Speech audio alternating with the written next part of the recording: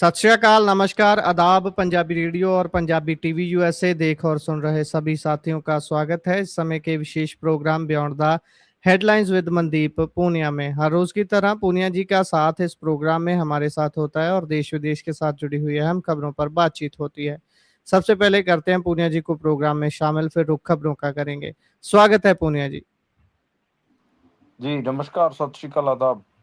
नमस्कार, सत श्री अकाल, आदाब। रुख खबरों का करते हैं। सबसे पहले हर रोज की तरह बात ईरान अमेरिकी जंग के बारे में। ये जंग का दायरा भी बढ़ता जा रहा है। कल भी आपने जिक्र किया था और आज पहली बार मिस्र के ऊपर हमला हुआ है।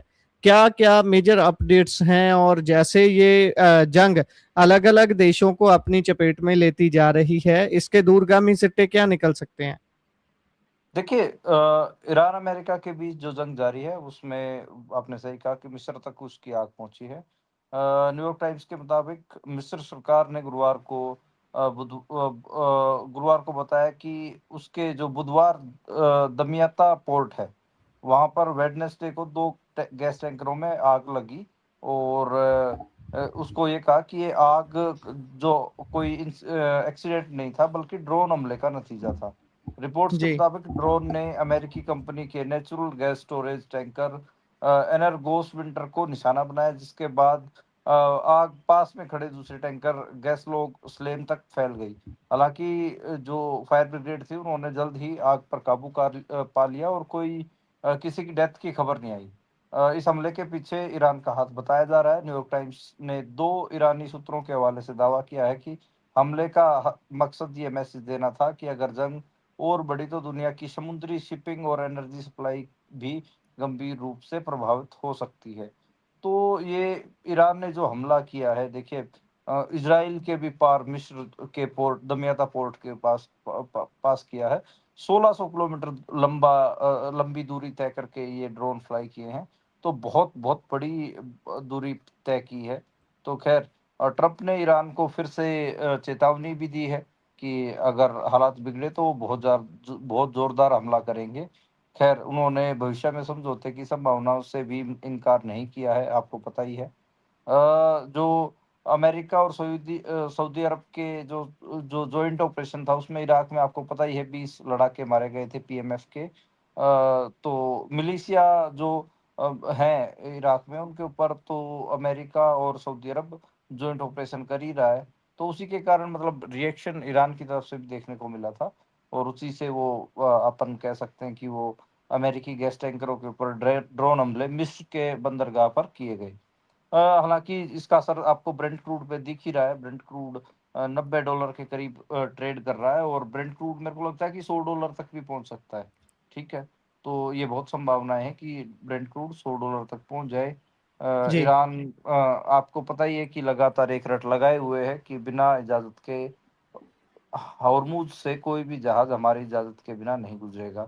हमारा पूरा कंट्रोल इस हॉर्मुज के इलाके पे है।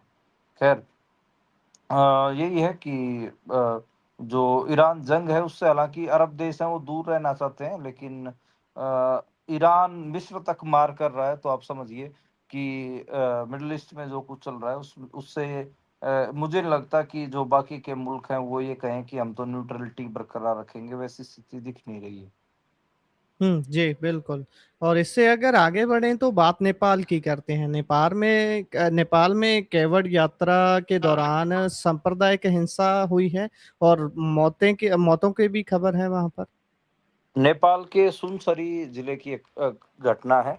वहां पर कावड़ यात्रा जो आपको पता है ना कि ये सावन का महीना है। इसमें भगवान बाबा भोलेनाथ के लिए का जल गंगा से उठा के और मंदिरों में चढ़ाया जाता है। तो वो कावड़ यात्रा में तेज आवाज में डीजे बजाने को लेकर पहले एक मामूली सा विवाद हुआ था। उसके बाद ये कम्युनल जो कॉन्फ्लिक्ट है उसमें तब्दील हो गया। फिरका दो फिरकों के दंगों में बदल गया और इसमें दोनों समुदायों के बीच में कहासुनी हुई।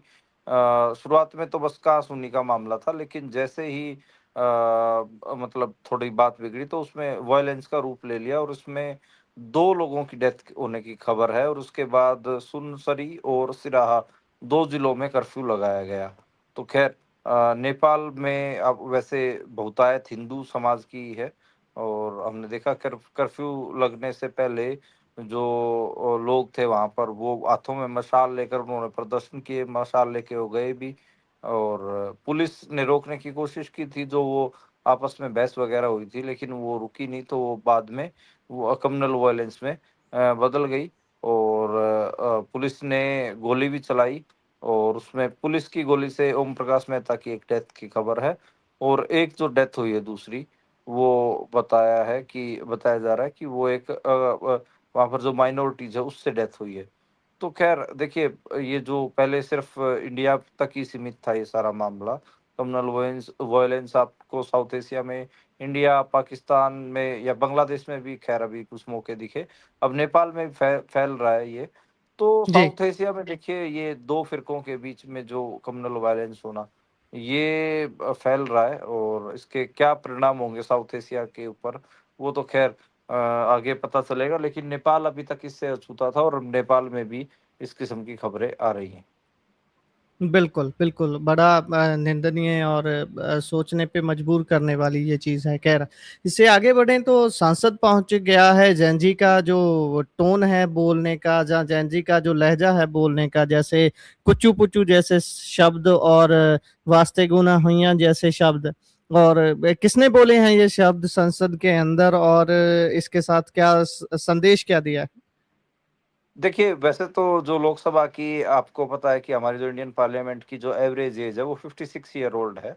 और जी, भाषा देखिए, 14 से जो 29 साल के जेन ज़ी के जो स्लैंग्स हैं, लेकिन वो हम देख रहे हैं कि पिछले 2 दिन से वो इंडियन पार्लियामेंट में गूंज रहे हैं। जैसे एक स्लैंग है इनका, वास्ते गुना हियां, एक कुचू पुचू है, एक डेलुलू है, एक क्लाइडिट है। तो ये सारे बोले जा रहे हैं। उसमें देखिए, शिवसेना के जो सांसद हैं श्रीकांत शिंदे, उन्होंने भी इस भाषण का इस्तेमाल किया। और एमआईए उन्होंने इस्तेमाल किया, मिसिंग इन एक्शन। ये एक मिलिट्री टर्म है, लेकिन खैर ये जेनजीज इसका इस्तेमाल करते हैं जब किसी की कोई अपने दोस्त की किसी की खोज खबर ना हो, कई दिन से ना दिखा, उसके लिए एमआईए इस्तेमाल करते हैं। दूसरा जो टर्म इस्तेमाल हुआ, FOMO, fear of missing out, ये मतलब वैसे हालांकि ये मास कम्युनिकेशन से लिया गया टर्म है। पर खैर ये भी आज इस्तेमाल हुआ, और सबसे ज्यादा जेनजी इसको इस्तेमाल करते हैं जब मतलब किसी चीज के पीछे सारे ही लोग उस ट्रेंड को फॉलो करने लगते हैं, तो तब कहते हैं कि एक फोमो क्रिएट हो गया है। इसलिए लोग जी। उसको फॉलो कर रहे हैं। खैर, डेलुलू को बीजेपी एमपी तेजस्वी सूर्या ने इस्तेमाल किया, और उसमें जेन जी जब किसी को वो ये कहते हैं कि ये सिर्फ फैंटेसी में जीता है, या सिर्फ कोरी कल्पनाओं में जीता, शेख चिल्ली टाइप जिसको बोलना होता है, उसको डेलुलू बोला जाता है। वास्ते गुना हैया जो है, तो ये दीपेंद्र हुड्डा ने, रोहतक से जो सांसद हरियाणा के, उन्होंने कहा, जब जेनजीज आपस में टकराते थे तो वो नारा देते थे, वास्ते गुना हुइया। तो हालांकि इसका कोई मतलब नहीं है, एक किसी दूसरे व्यक्ति को परेशान करने या फिर उससे हंसी मजाक में उसको छेड़ने को लेकर है। तो चिढ़ाने खैर, के लिए है, हाँ बेसिकली हाँ हाँ चिढ़ाने के लिए शब्द है। हाँ। और दूसरा कुचू पुचू भी दीपेंद्र हुड्डा ने ही बोला, और उन्होंने यही कहा कि कुचू पुचू इस्तीफा दे दो, आज हमारा जन्मदिन है। तो कुचू पुचू बेसिकली प्यार से पुकारे जाने वाला टर्म है। खैर, ये हमें देखने को मिला। हालांकि संसद में तीखी बहसें भी हुई, खाली यही नहीं है कि ये कुचू पुचू ही हुआ हो। मल्लिकार्जुन खड़गे जो कांग्रेस के अध्यक्ष हैं, उन्होंने राज्यसभा में पेपर लीक के ऊपर बोलते हुए उन्होंने काफ़ी बड़ी बातें कही। मल्लिकार्जुन खड़गे ने ये कहा कि मनुस्मृति लागू की जा रही है, और ये जितने भी एजुकेशनल इंस्टीट्यूट्स हैं उनके ऊपर आरएसएस की दखल बढ़ रही है। उन्होंने ये कहा कि मनुस्मृति मानने वाले बढ़ गए हैं, इससे शूद्रों को पढ़ने का अधिकार छीना जा रहा है। इसके ऊपर संसद में हंगामा भी हुआ। जेपी नड्डा ने कहा कि इसको आप ऐसा ऐसे अशांति फैल सकती है, इसके आप तथ्य दीजिए। खैर, ये जो बिल लेके आया गया है अनफेयर मीन्स का, मतलब पेपर लीक को रोकने के लिए, उस पे ये चर्चा थी।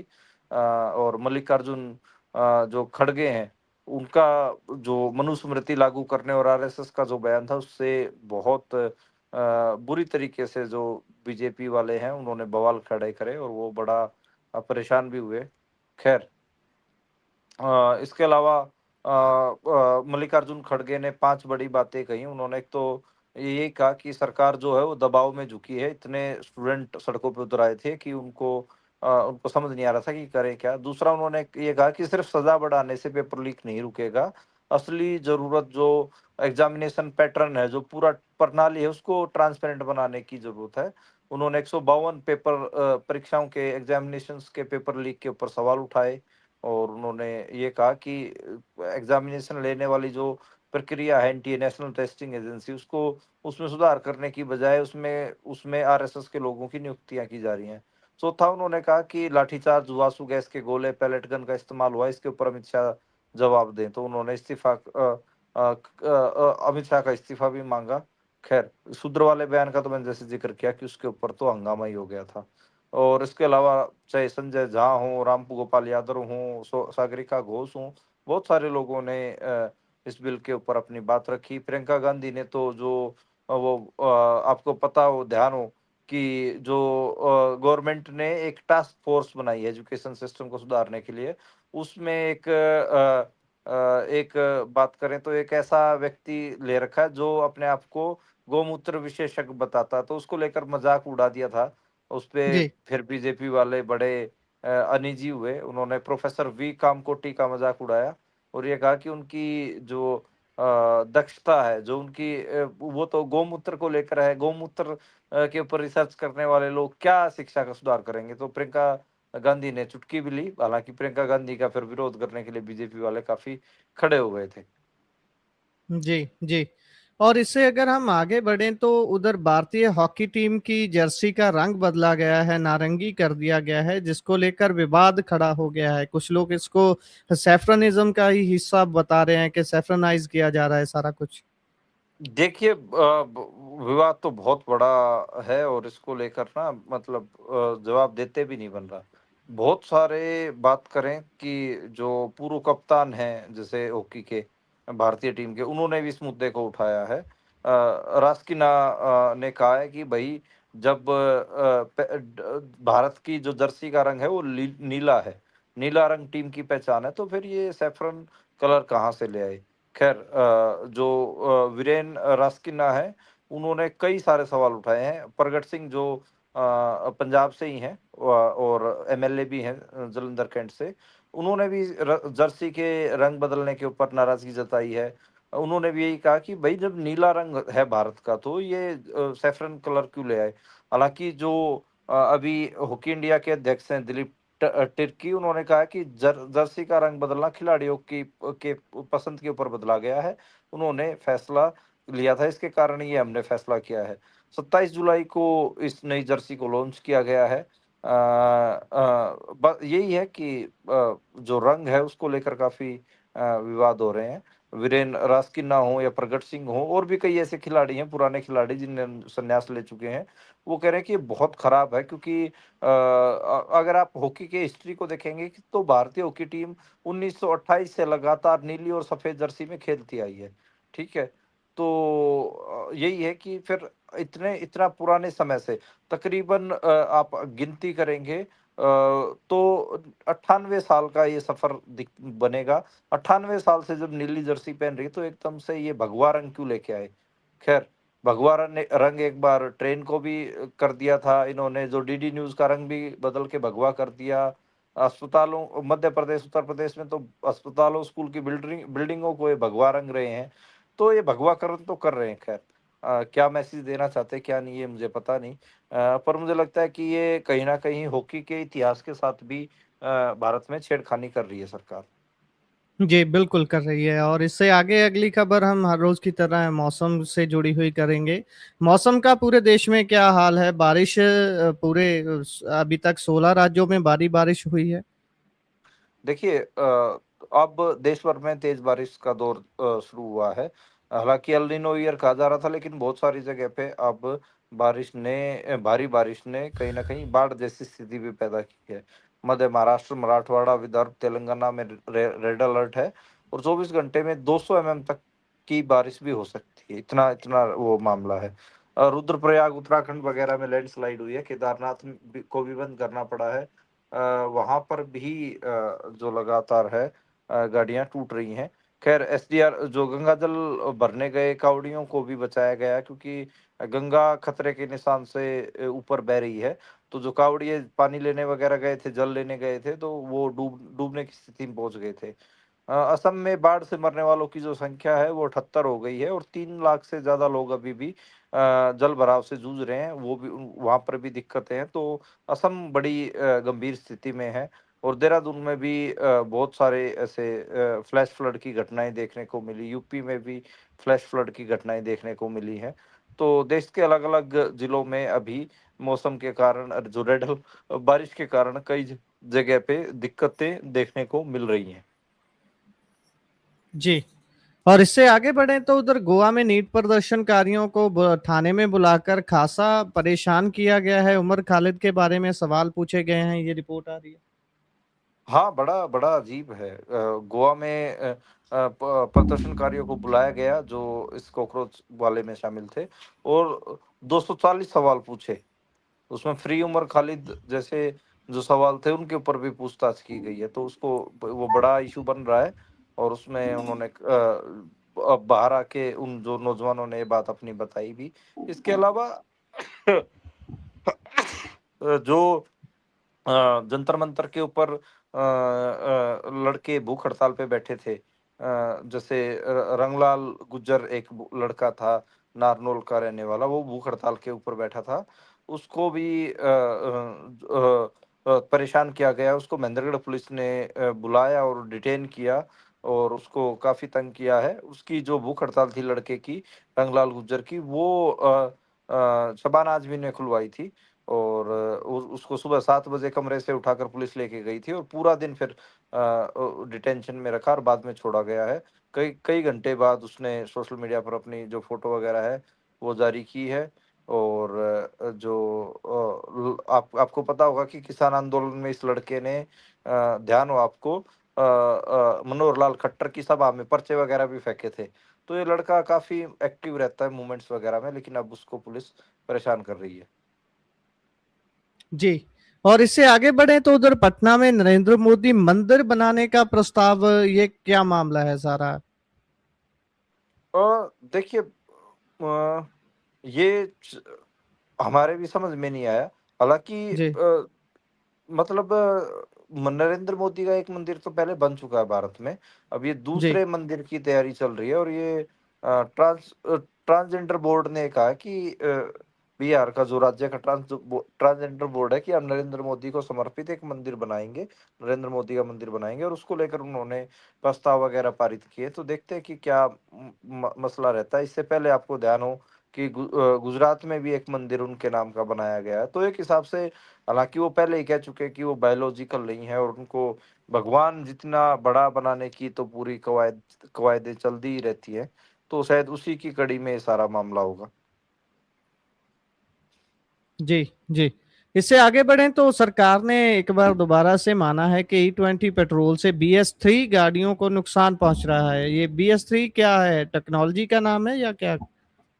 देखिए, जो गाड़ियाँ आपको ध्यान हो 2005 से 2016 तक जो गाड़ियाँ बनी हैं पेट्रोल की, उनमें ख़ासकर ये दिक्कतें आ रही हैं और ये नितिन गडकरी ने माना है। लेकिन मैं आपको बात बताऊँ, जो 2023 से पहले की गाड़ियाँ हैं ना पेट्रोल की, उन सब में दिक्कत आ रही है। हालाँकि गडकरी ने 2016 तक बोला कि 2005 से 2016 के बीच की नहीं, 2023 तक की जो गाड़ियाँ हैं, उनमें दिक्कतें आ रही हैं।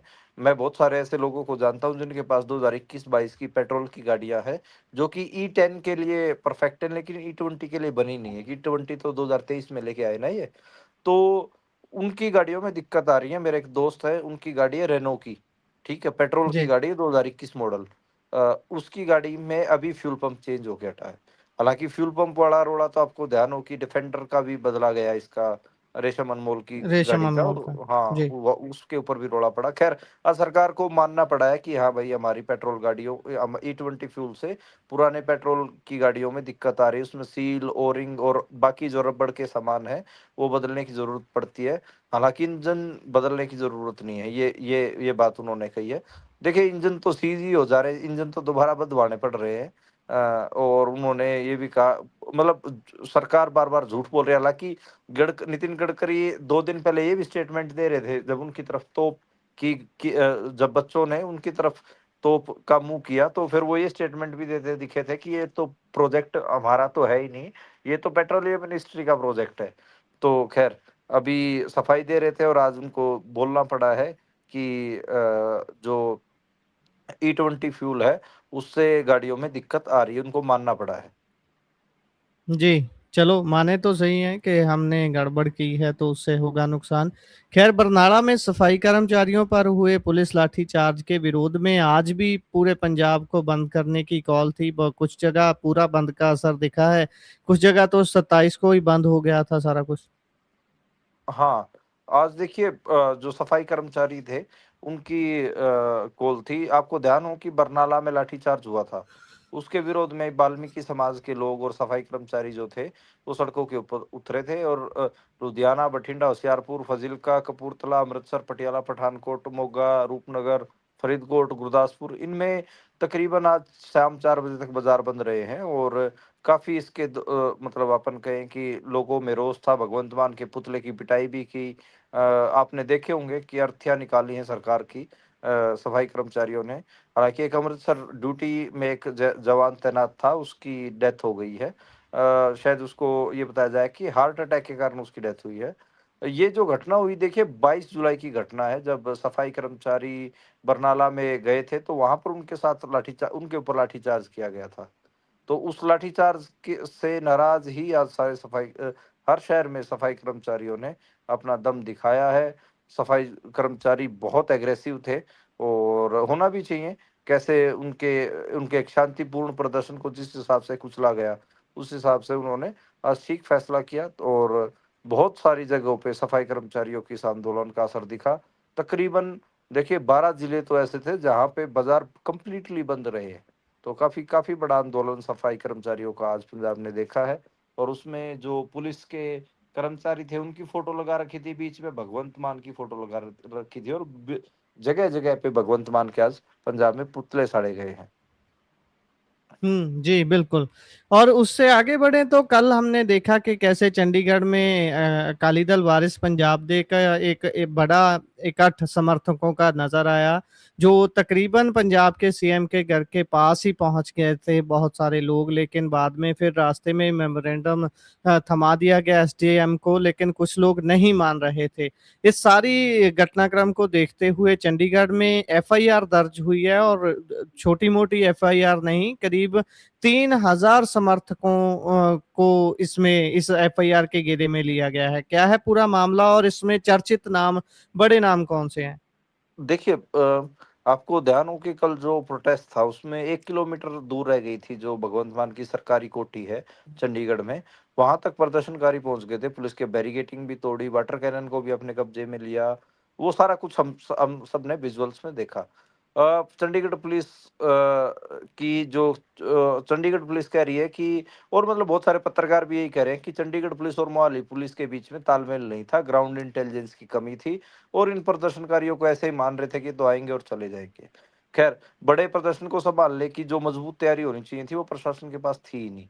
इसके कारण ये चीज़ें हुई हैं और चंडीगढ़ की जो एसएसपी कंवरदीप कौर है, उन्होंने तो अपना पुलिस का बचाव किया। उन्होंने तो कहा है कि वो माहौल ख़राब नहीं होना देना चाहती थी, इसलिए ऐसा हो गया। ख़ैर इसमें हुआ यही है कि तकरीबन पत 2500 से 3000 लोगों के ऊपर एफआईआर दर्ज की गई है, लेकिन 15 जनों के ऊपर नामज़द एफआईआर दर्ज की गई है, जिसमें जो एमएलए मनप्रीत सिंह हयाली हैं, उनका नाम भी शामिल है। तो ये पूरा मामला है, चंडीगढ़ पुलिस अपनी सफाई भी दे रही है। चंडीगढ़ और मोहाली पुलिस की जॉइंट मीटिंग भी हुई है, उसमें ये भी माना गया, दोनों पुलिसों ने ये भी माना है कि भई आपसी तालमेल की कमी थी। दूसरा चंडीगढ़ पुलिस ने ये भी कहा कि भई आपको मोहाली पुलिस को पहले रोकना चाहिए था। दूसरा बैरिकेडिंग की कमी चंडीगढ़ पुलिस को समझ में आ रही है और जो नेताओं के ऊपर भी जैसे मनप्रीत सिंह हयाली वगैरह इनके ऊपर भी आरोप लगाया पुलिस ने कि उनके नेता है भीड़ को कब कंट्रोल नहीं कर पाए। ख़ैर जब तरसेम सिंह ने मोर्चा सँभाला, जब बहुत सारी चीज़ें थमी हैं। तो ये पूरा मामला है। अब देखते हैं कि इसमें होता क्या है, लेकिन जो एफआईआर दर्ज की गई हैं उसमें मनप्रीत दयाली का भी नाम है, 15 लोगों के ऊपर नाम दर्ज दर्ज की गई हैं। तो खैर अभी एफआईआर की डिटेल्स हमारे तक नहीं पहुंची है, जब पहुंचेंगी तो मैं जरूर आपके साथ शेयर करूंगा। जी, इसी के साथ प्रोग्राम का समय यहाँ समाप्त होता है। आप जुड़े जानकारियां साझा की, बहुत बहुत धन्यवाद। धन्यवाद गुरप्रीत।